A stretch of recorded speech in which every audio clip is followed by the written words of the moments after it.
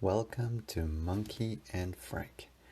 I am Do, and the purpose of this podcast is to go through my journey after doing ayahuasca in Peru and coming back and trying to integrate this new knowledge. If you haven't heard the previous podcasts, you're going to be a little bit confused, but I'm going to try to do a little recap. And I'm now here. I have a new friend that just came back into my life. I just did an incredible mushroom trip with him that brought me to the ground, but at the end showed me that I am not alone, that everything around me, even the chairs, frequency, every single living thing is dying with me.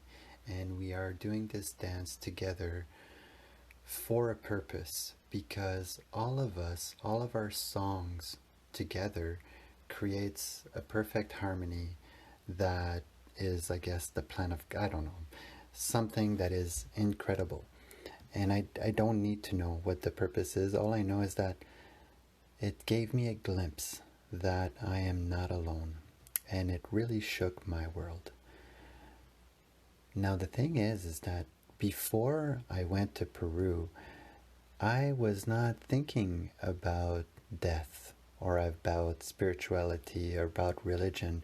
I wanted to go to Peru to heal my anxiety, to heal my fears, but the thing that I did not expect is all of the things that it showed me was that mostly I was missing spirituality in my life.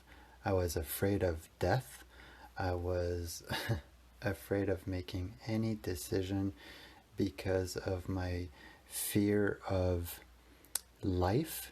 I was afraid of biology, getting a bone broken or getting hurt or cancer, eating well, everything that life was feeding me, the input from television to everything, my computer was telling me all the superficial things about beauty, how to dress well, how to look good, and how to be popular, how to have a nice car, a good job, what is expected of you when you are a husband, a boyfriend, a father.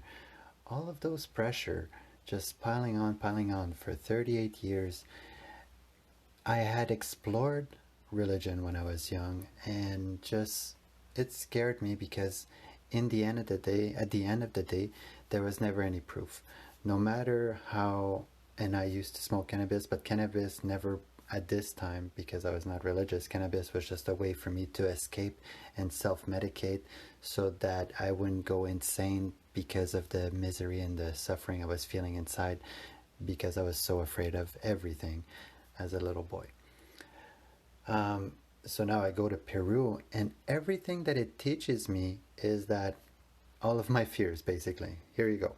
Here's a soup of everything that you're afraid of and what it made you, accumulate.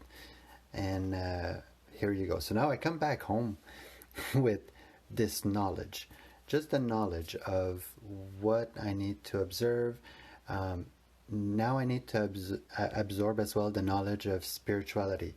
Spirits exist. There is a God. It says that I'm perfect and that I should have abundance coming my way if I just think a certain way or feel a certain way or behave a certain way. Well, easier said than done, coming back to this reality. So go through all this journey, but she gives me a glimpse of hope. She tells me that I'm not alone, and all of these souls, and the experience was so profound. If you haven't heard it, it was so profound to have an ego death or a death.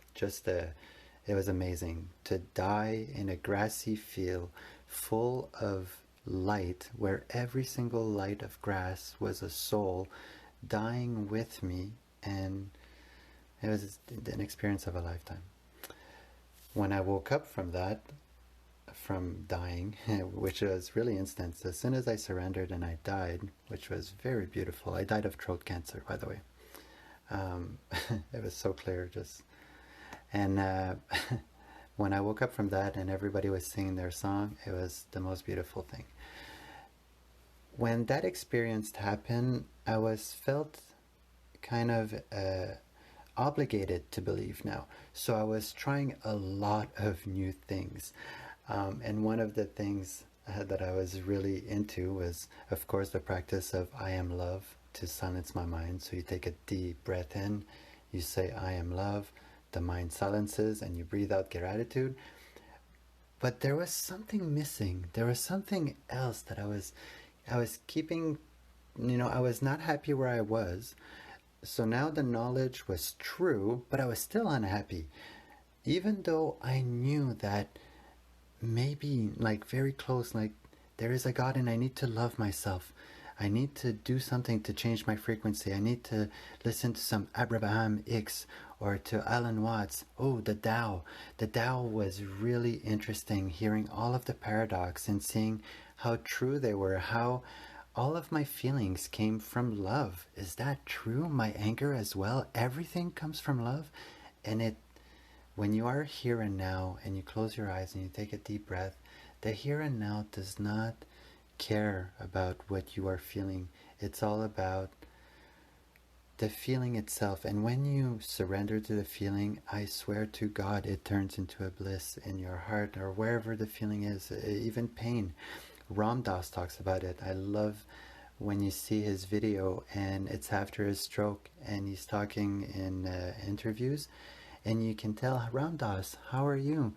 And he's talking and he's suffering and you can tell, like he's saying, like, I'm in pain and it hurts, but then and that's what he means. But then when you just sit back, go out of your head, be the awareness and observe the body for what it is, which is mother or whatever this illusion is, and you accept it for in the moment, it's really amazing. It talks back to you and it's so happy that it's being observed, saying, thank you, I wanted to be observed for so long. I was so afraid by myself. And that's how it feels like. So I've got this new friend. I see the knowledge and I start doing practices a lot more of the Wim Hof breathing with cannabis. And during the Wim Hof breathing, it was very important for me as a wizard archetype with I would bring my wizard archetype and all of my archetypes, but to these kind of ceremonies. And I would concentrate only on what I wanted. I really, really wanted to go back to Arcana. I wanted to be in Peru. So I just brought Mother into my third eye. When you do the Wim Hof breathing, which is you take a lot of deep breaths in a row so that you bring your pH up. You stop breathing consciously so that your pH drops. And when your pH drops and you allow it to drop, knowing that you are safe and that the reflex of breathing is only a fear, and if you bypass it, you are safe. Like you will still not pass out. Like the fear will subside and you will still be awake and be like, as if I'm not passing out. And then a few seconds later, if you push yourself more, you'll see the light fades from each side. And it's very releasing, surrendering. So I was doing that with cannabis while thinking of Mother and concentrating on my third eye. And one night, as I was doing this practice, I imagined all of my feelings, meaning the feelings in my fingers, my feet, my butt, everything, in my third eye. And when I did that, something happened where all of my feelings went in front of me, in my third eye, in my awareness, and it's as if my body melted, as if because all of my awareness was outside of me, my physical body just melted. But I was still very much conscious. It's not like I was holding my breath and passing out. Like I was doing the Wim Hof breathing as normal, and I managed to bring all of my feelings in front of me, and I got so surprised that I stayed there for maybe like 5 seconds until I couldn't resist, and I brought I moved the pinky and everything kind of shoved back into my body, And I got up and I told my friend, I was like, as if that just happened. Seriously, if you get out of the way, your body is in a state of bliss. Like I melted as if I had done Sapo. When I did Sapo and everything was out, it was the same feeling. So there is a way, and by the way, since then, I was not able to reproduce this. I am able to reproduce it when I'm rolling on a ball or I'm stretching my calf or whatever. And as I'm looking at my muscle, I do that same kind of thing where that muscle, I have to see it from my third eye. I have to see it with my awareness, my feelings. And then the muscle has and often I talk to it, I'd say, hey, even though like I really don't, like I feel insane, like it's really a paradox. It's not like I'm enjoying like Abraham Hicks when she's talking to her Esther and she's really going insane, like and embracing it. I'm feeling a lot of shame about it, and it's nice. It's a paradox. Like I can never be sure. I have to always have faith until I die, and I like that edge. It's like a wizard's edge where you living in anxiety kind of thing. Maybe that's why I'm depressed and anxious, whatever. I really see it as that. So I see my feelings outside. I have the proof that if my awareness gets out of the way, my body is just such a happy body, and I get to breathe in that body with no trauma, because the trauma lives inside of me, and the body is just there to kind of give you signs saying, hey, hey, motherfucker, like you're not eating well, or hey, you should exercise, or hey, you should go to Arcana. And it's as if I'm always kind of bargaining with my body now, because I see it as another, which is cool. It really makes it cool. It's a new experience. But back then, it blew my mind, and I was still not yet kind of accustomed to this type of dealing with the body that came with work and a lot of again ceremonies and practice with the mushroom and whatever. Uh, but back then, that was such a cool experience. And then from that point on, for a while, like the next couple of weeks, I would say, like the next 4 weeks, me and my buddy just did mushroom every weekend. We did, like seriously, like 2 grams here, 3 grams there, 4 grams, because for him it was his first time, and he was as well kind of opening up his heart to spirituality. For once, like he had a friend, just like me, I had a friend that we could just be upfront and honest about the idea that, maybe something does exist, or I am afraid, but he was not able to open up in that sense. I was really the one kind of crying more often, or doing the Sapo ceremony where if I needed to, I would hit the pillow. But I had the support of a friend, and it was very, very comforting. I had such an uphill trajectory for those following weeks, because it was just amazing to really be supported live, because I was being supported by my family from Peru, which helped me tremendously because I was sharing so much with them on WhatsApp or whatever. But now to have it live, oh my God. So now the lessons were coming in. I was feeling there's a lot more that I'm probably not remembering that I'll talk in other podcasts kind of lessons. But I was going really inwards inside the body. Little things would come up, like one of them. For whatever reason, I was clenching my butt all the time. Like all the time. And when I realized it, I'm like, hey, what are you doing? Why are you clenched? Like, I've always had a fear of colon cancer because my grandpa died of colon cancer on my dad's side, and cancer skips a generation in my mind or something like that. And I was afraid all of my life to have, and I don't know, but I keep having vision of as if something happened in my formidable years, including like butt rape or something like that. But that one, I only had the experience. I was in the shower like during that time, and I was talking to my butt because it kept wanting to clench every 2 seconds. If I was not paying attention, it would go back to clench, and it was a struggle to say, like, relax, what is going on?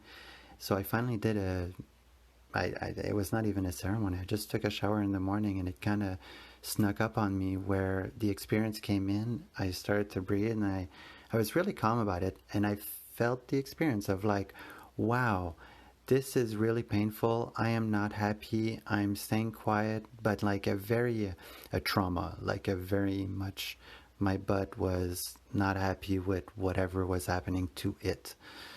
And because my awareness created a trauma because I was young. Like, I don't know. Like, I don't remember. But the point is that because of the clenching that I did for 38 years, I guess, for as long as I can, that was the thing that was making me constipated, that was making me always have a butt fissure and stuff like that. So that blew my mind. That one woke me up to like, what is going on with the body? So I started analyzing the body everywhere. And my throat, I still didn't go through whatever trauma I'm gonna go through, but I'm getting there. Um, so now I want to talk to you about what happened next.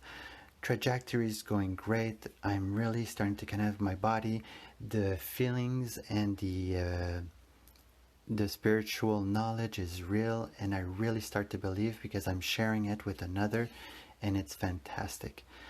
Well, now COVID hits, and everything starts to get a little bit more stressful, and a little bit, and I start getting caught here and there because now fear is just everywhere, and I'm weak as it is. I am not, the knowledge is not solidified. I am so not comfortable in my skin at that time, still now actually. And wow, right?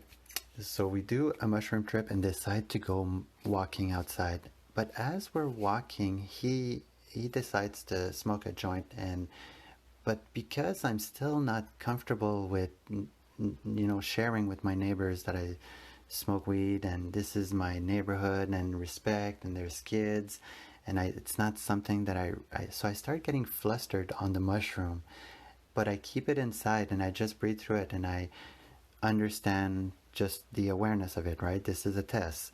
Everything is mother showing me something to be able to experience God, or and to show how awesome I am and show how awesome at the decision of purity or whatever. We get to a crowd of kids where there's like 7 to 8 kids, and I want to cross the street because COVID. I still don't know the information, but COVID is in the air, and oh my God, you don't want to have COVID. So I said to my buddy, hey, let's cross the road. But I guess he's a COVID denier or something, and he was very much anti-COVID at the time. And he's like, I'm not crossing the street. If you want to cross the street, you cross the street.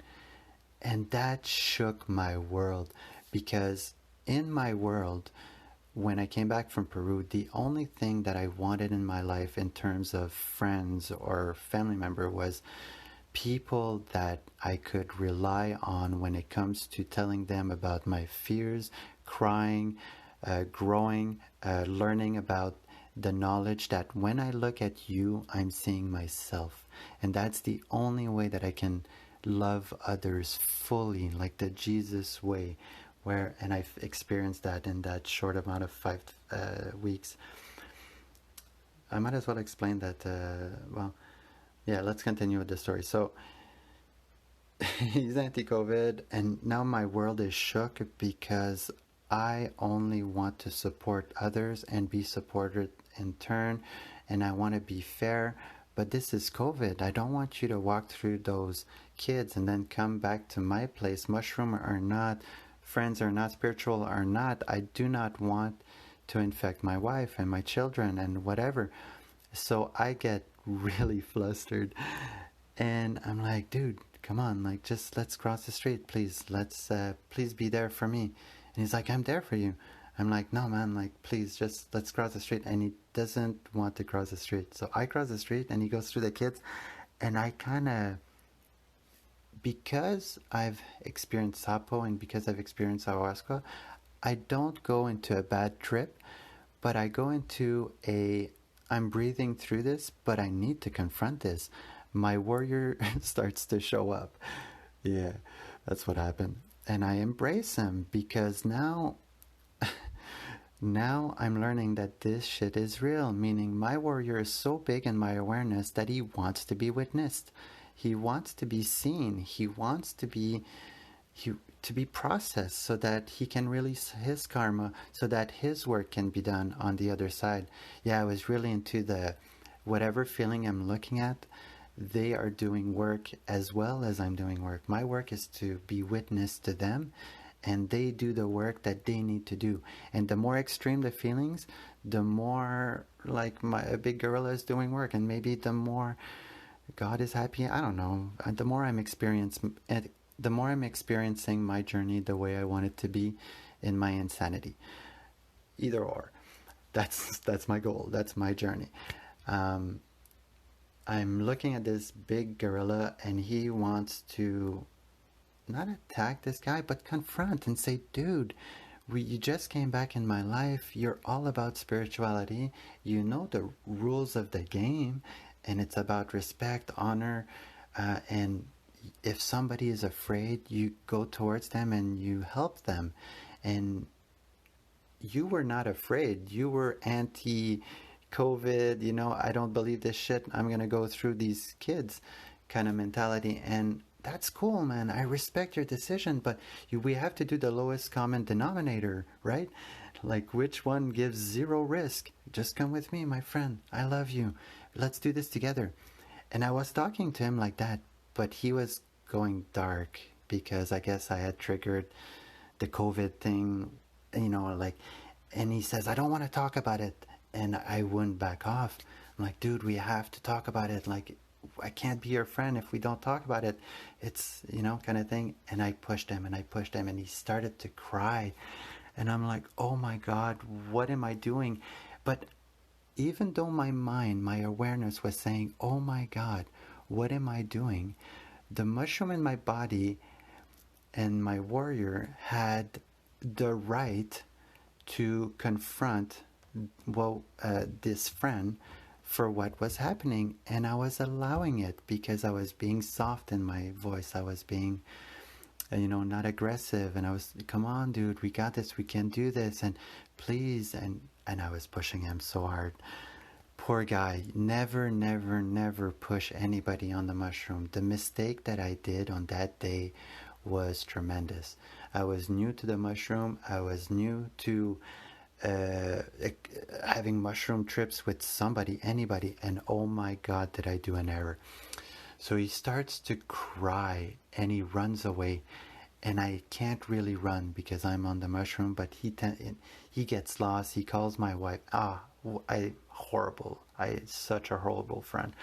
I get there, still my awareness is freaking out, like as if I'm gonna lose a friend, as if like I just met him and I was doing so great, I was learning so much things, and now it's all falling apart. But the mushroom and my archetypes were like, no, we have the right to be here. You have the right to be frustrated at him, even though he's on the mushroom. Like, to me, I had not taken that much, but you can never compare. Like, whatever you're feeling and the same amount that you have taken can never compare to somebody else's biology. So you never want to do that comparison. But nonetheless, I was being courageous, and I allowed my courage to stay, but it did not feel good. Being courageous and that's the thing that I found out that I was really afraid of on that day, is being courageous is being really afraid, but doing the right thing anyway. And the right thing in this case was to protect my family, and maybe I should have done more, but no, it was perfectly meant to be. But to say that fucked up my world so bad, because now, like, it was done.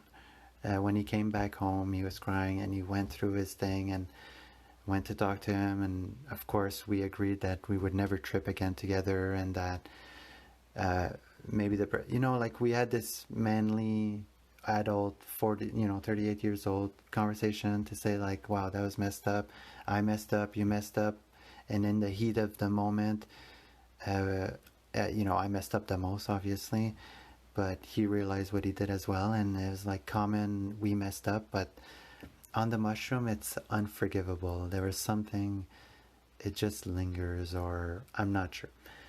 But the story continues, because when that happened, all of my beliefs kind of started to fall apart, and I started to fall away from the Wim Hof breathing. And that turns out, like now, anyways, I know that it was a slow mistake happening. I was really falling back into the archetype and being attached to them as if they had a right to exist. And they do have a right to exist. Not really. They have a right to be witness, and us as the awareness in God, I feel, should be looking at them and trying as best as possible to reason with them with your own knowledge that everything is perfect, you are enough, you do not need to put all of this weight on your shoulder. Everything can be as light as a feather, but of course, easier said than done, right? Easier said than done. I will go into the next part. All right, so the next part is very exciting for me, and I've been wanting to talk about this for a while. Is the next part is I decide now to take a big dose of mushroom by myself, because now I believe 3 weeks had passed and things were not going well. They were just not going well, and you know why. The mistake that I had done was eating me away, and like as if I was not. When I went to Yoshi's place, and the way that he just was there for me was amazing.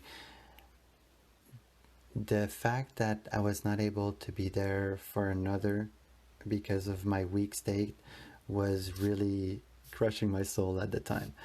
And I was having trouble seeing, like, well, I knew the knowledge that came from it. I knew what not to do, and it really taught me a lesson. And I was really looking at the lesson, and I was bringing my friend's awareness inside of me as much as possible to remind me on the daily what I needed to learn. And it was really cool, the honor that I kind of did in that moment of bringing what I had done wrong, my shame, and looking at it and being there for it. The same as what I'm doing now. I used to do a lot of recordings for my friend on WhatsApp, sharing my shame, because I needed to, and I still do. And I think we all do need to confront that the body, our archetypes, maybe we don't have a choice. And the way how society, molds you and makes you make decision, that maybe you don't have much of a choice, and that us, the awareness, just get confused and forget that we are a piece of God that is just here to experience for a limited a time and go back into the love state. And you hear that from other psychic and stuff like that, that some soul gets stuck in this place because when you come to earth and you forget, let's say you really, really forget and you really have a traumatic experience and you die without any knowledge that you are enough and that God exists and everything like that, they say that you die and you're so attached to this life that you just wake up into another life, right? And you're reborn. Where if you allow yourself and you surrender to the experience and you bring God in your life, that when you die, it gives you a time, a breather to go back to God and maybe choose what next, or that's supposedly, and I believe that myself. It feels right. So anyways, what happens next is I take a big dose of mushroom that I grew. Yeah, that's right. I was growing mushroom at the time, and I decided to. That was so funny. I decided to take mushroom that I grew. It was golden teachers, and they were so cute. They were the tiniest thing. Like each mushrooms were like an inch, half an inch long, super tiny after being dried. And I had taken my time and my love, and I was really, even though I was feeling mostly shitty, like during the day in my soup of feelings, I was still not thinking of the future nor the past. I was still doing the practice of I am love. So now, as I was growing those mushrooms, I was kind of pouring my heart into them. I was doing the magic thing again of when I would, every time I would play with them, do something to put them in the fruiting chamber or whatever it may be. I was really concentrating on setting my frequency right. Well, that's one thing about Abraham Hicks. After I lost my friend due to that incident, Abraham Hicks said something about your vortex and setting your frequency. But just the idea of setting your frequency, one morning I was in the shower and I was still having difficulty turning the water full cold because Peru and life was opening up my heart and leaving me so raw that all experiences were very extreme. But in that morning, I was in the shower and I was still talking to the cold once in a while. I was like, hey, cold, I'm still not ready for you, kind of thing. As soon as I would go too cold, I would go back to warm. But this time around, I decided to take a deep breath, and instead of saying I am love, I'm like, I'm going to set my frequency. And I didn't know what that meant, but when I took a deep breath and I let go through the heart, I'm like, maybe setting my frequency is just taking a deep breath and blowing my energy through my heart. And that had Matt had taught me that right after at the end of Peru. I knew that was a big thing that I needed to do, and I was doing it. But now that I was silent mind, I could just concentrate on my body instead of my mind. I was being so hard on my mind by saying I am love all the time. But because now my mind was so silent, I decided to just take a deep breath, set my frequency instead of saying a word by breathing through my heart. So I connected at this time I didn't realize what I had done, but I connected my third eye to my heart. And every time that I would take a breath, because my third eye is it's something that I was practicing a lot when I was looking at things, when I was doing the dishes, when I was talking to my wife or talking with my children. I always have the third eye open because this is where my feelings are, and I wanted to put my feelings back there so that I can feel the Sapo experience, but it was never coming. But I was still keeping that channel open in case, because what I had experienced on that floor where I melted was super cool. So, but now in the shower, I had connected my third eye to my heart and I put it full cold, and it was nothing. It was absolutely nothing. The cold was back to being is, I am. So my body was connected to my third eye and my heart, and it formed a triangle of something, and now the cold was just is. And it felt great, and it felt like a healing, like what it's supposed to do. The cold is not supposed to trigger fear or whatever, even like a sauna. When you surrender to the experience of extreme heat or extreme cold, automatic healing, like you feel it. It feels like I'm foam rolling. You know when you foam roll over your calf, how painful that is? If you put the cold water over that calf, it's going to feel exactly the same. It's so cool. Now I decide to take a mushroom that I grew, my cute little mushroom, and I put all my heart, and I thought to myself, when I take those mushrooms, it's going to be such a beautiful experience that I am imagining at this point, meaning I was assuming a lot of things. I was assuming that my trip was just going to be so wonderful, and it's going to be a celebration of life, and I'll be able to close my eyes, meditate, and maybe even disconnect from my body and go see God finally. I want to see God. It's going to be so great the first time I do that. I take the mushroom. I take 5 grams or something like that of those little golden teacher, and they come up fast. Like after 5 minutes, I start feeling it. And for whatever reason, it happened to a lot of people, this testimony that I've heard. If they come up if you get something that is unexpected in a mushroom trip, it kind of goes dark quick if you don't like allow it to just say, okay, that was unexpected, no problem. But in this case, as soon as I felt the unexpected of like, wow, 5 minutes, that's insane. What am I in for? Feeling, it went dark. But thankfully, I had my wife as the assistant. The kids were gone to the grandparents, and I start telling her how scared I am and how afraid of death. Like right away, I just jump right away. Like, I'm afraid of death. Oh my God, look at this shit. Like, I'm afraid of this and I'm afraid of that. And everything comes up. And I ask her, can I cry? And she's like, yes. And I start crying. And I'm like, no, can I really cry? And she's like, yes, of course. And I start crying, but I've never cried before like that. A cry of frustration, as if I was being tortured, like just pure agony of a cry. That lasted forever, forever and ever, and it brought me to a point of zero. After a while, I was so drained that I could not cry, but I was still not happy, but I just could not cry.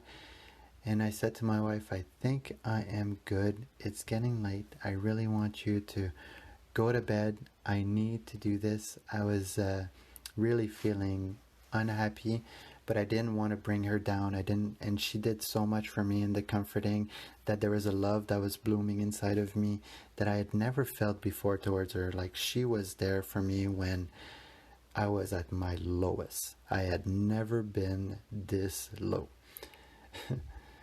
And that was kind of cool, actually, in a way.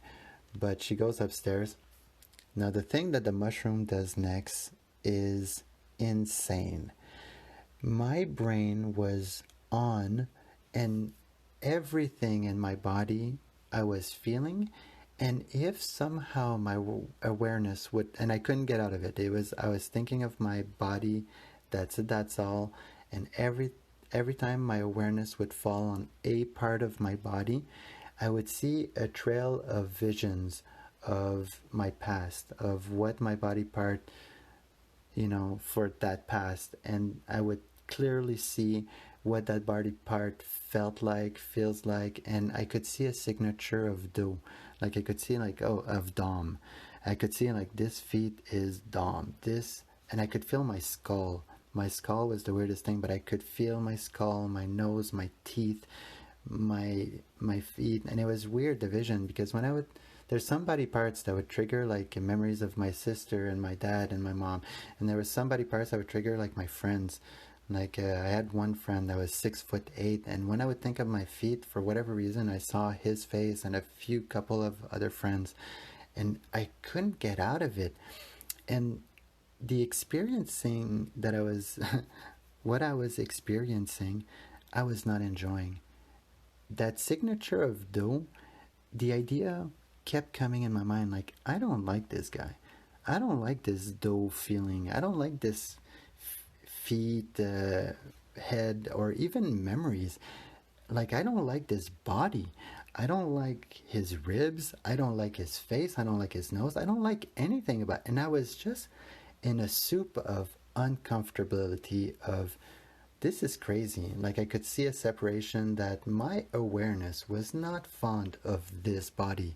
It was fond of this body, like this previous one, this one in the future, but I was stuck watching this one, and I couldn't watch any other one. I was stuck in this one right now, and I'm like, I gotta go take a shower. I gotta get out of this.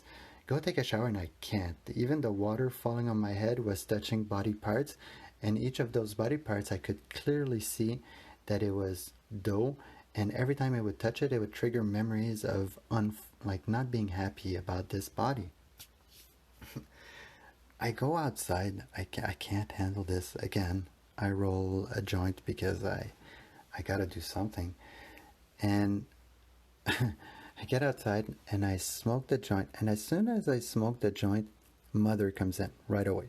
Mother Ayahuasca comes in to the rescue, And she's like, hey, how's it going? You know, kind of like, of course, it's all internally and it's all a feeling, but the feeling of warm, the feeling of comfort came in and said, hey, you know, you're having an issue right now. And I said, yeah, like I'm not like, and I remember kind of clearly setting the intention, like, I don't like this body. Like, I'm not liking this body. And she showed me how unfair kind of it was, what I was experiencing. And I turned around out loud. At this point, I turned around out loud. I was on my porch and I didn't care who heard me. And I said, yo, I know that I don't like you and we have issues, but I want to look at you and I want you to feel like you belong.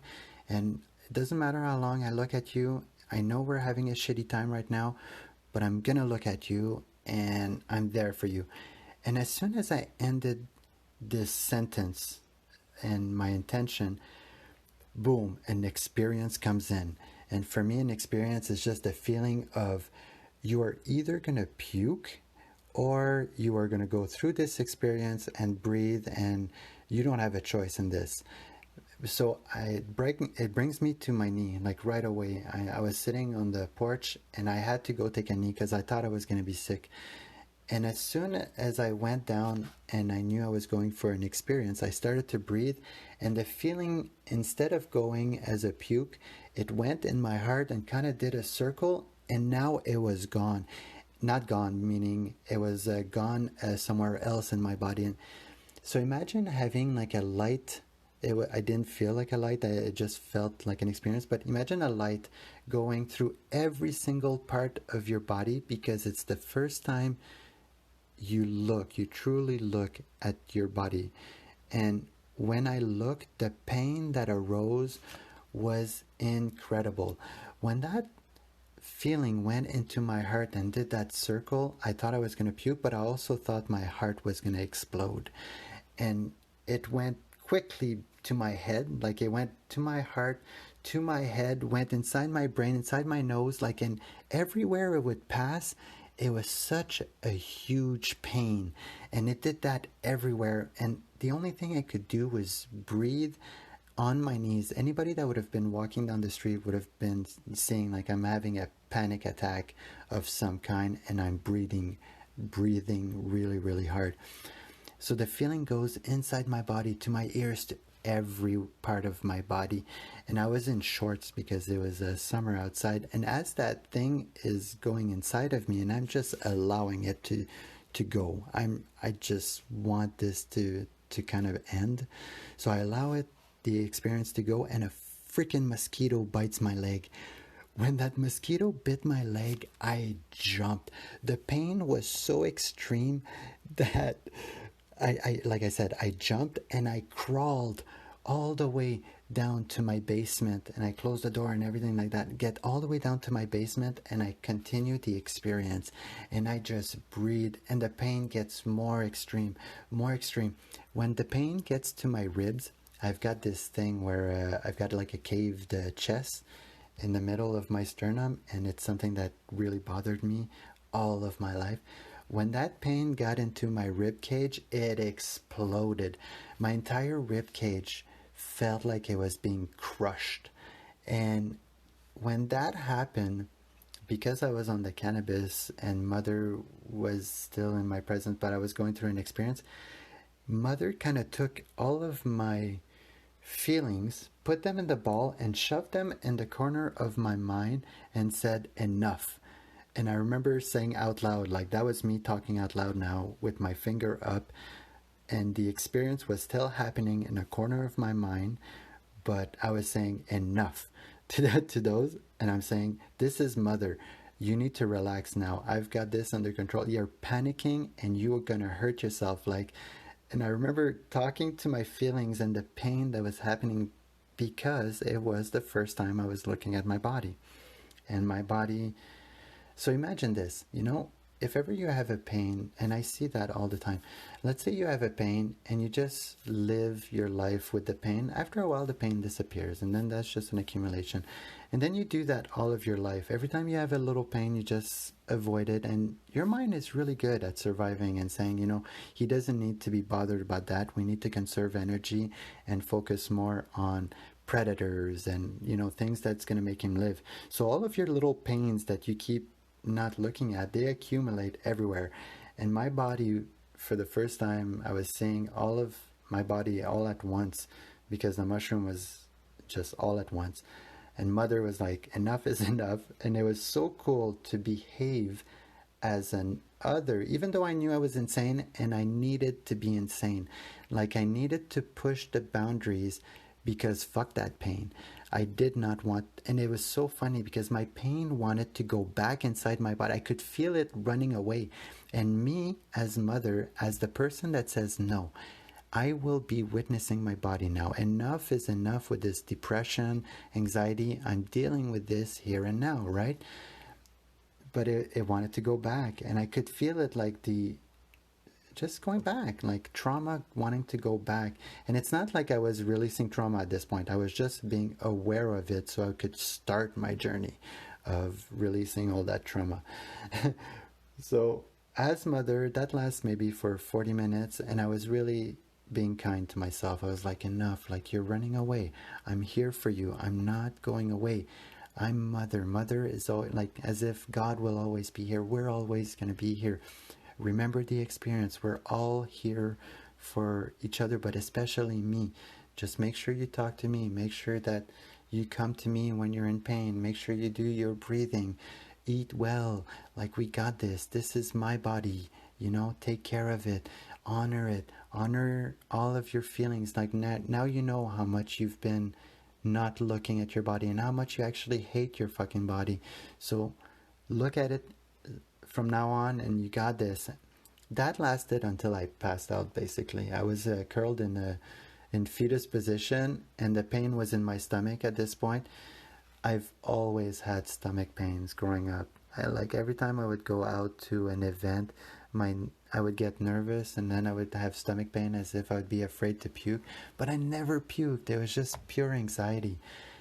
But my parents were so patient. They always pulled over, or they always brought me to the bathroom at the restaurant and whatever. So now I fall asleep to this incredible pain. I wake up the next day, the pain is still in my stomach, but this time, like, I know it's like a cramp of some kind, like I'm blocked, there's poop, there's something, but the pain is so incredible. I woke up to like a jolt, and I couldn't get up because my stomach was so cramped up that I was stuck in a ball. And when I would extend my stomach, the pain was insane. So I managed to get up and walk like a grandpa all the way up to my wife, and I say, hey, I think I might have to go to the hospital. Do you think we can do something? So anyways, I take the suppository, I drink the fiber, and I just wait it out. I go in the bed and I wait it out. My children are kind of jumping over me, and I'm not too sure what just happened, because now I'm really facing the reality that I really don't like myself. And I knew it, but I didn't know it this way. Like, imagine this. It was showing me that because I had hated my body through all of my experiences, like from a young age. So let's say at a young age, I realized that I didn't like my body, maybe because of my cave chest, maybe because I had stomach pains, whatever it was. Every experience that I experienced forward in the hate of my body was a trauma, was like a bad experience. Even if it was a good experience, maybe it equaled out, but it was a trauma, because I did not like, my awareness did not like looking through the illusion of my body, which made it so that it was frustrated. So if your awareness, your frequency, they call it, is not aligned, or you're just going to attract that. Even though my life was good in a way where I was protected, it was promoting fear nonstop, promoting the action of following instead of making a decision, and just cheating your way through life in a way. The stomach pain passed. Unfortunately, I didn't have to go to the hospital, thank God. And then for the rest of the day, I integrated what I had just learned, and my body was so hyper aware that even drinking a cup of coffee was tremendous pain. Like, I was realizing how much anxiety was causing, like adrenaline, I guess, when I drink coffee. So I drink a cup of coffee a little bit, and the pain was so I got afraid of food for the next 2 weeks. I would eat some salad, okay, that felt good. I would eat some oats or even Cheerios. Oh my God. I ate some Cheerios. It was the worst idea ever, because I was looking at my body finally, and instead of hiding all of the pains, because when I was in discomfort, I would entertain my discomfort by going and, I don't know, watching TV or doing stuff that would just, I was not even aware. I thought I was aware of my body because I've always been in discomfort all my life, so I've always looked internally at my pain. But no, because I was not doing the separation inside spirituality, meaning, God exists, soul, and therefore you really have to take care of this body because this body is only like a vessel and our awareness continues. Because I didn't have that inside of my soul, I couldn't look at my body the same way.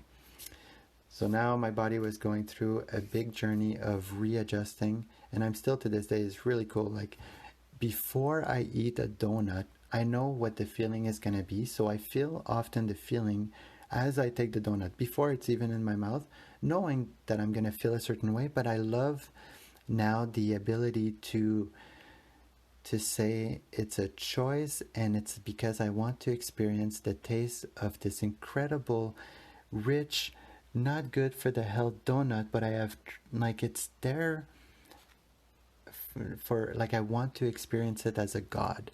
And that was starting to, well, at the beginning it was not like that. At the beginning I was really afraid. Like, if you want to continue the journey and be precise, at this point in my journey, I am afraid of everything that comes to food and everything. But it does start me on a great journey into looking at my body, becoming stronger. You wait till you see. I'm gonna let you guys go. This was amazing, and thank you so much for listening. Again, I'm on YouTube, I'm on Twitter, I'm on Instagram, Monkey and Frank, baby. This was amazing. I love you all so much.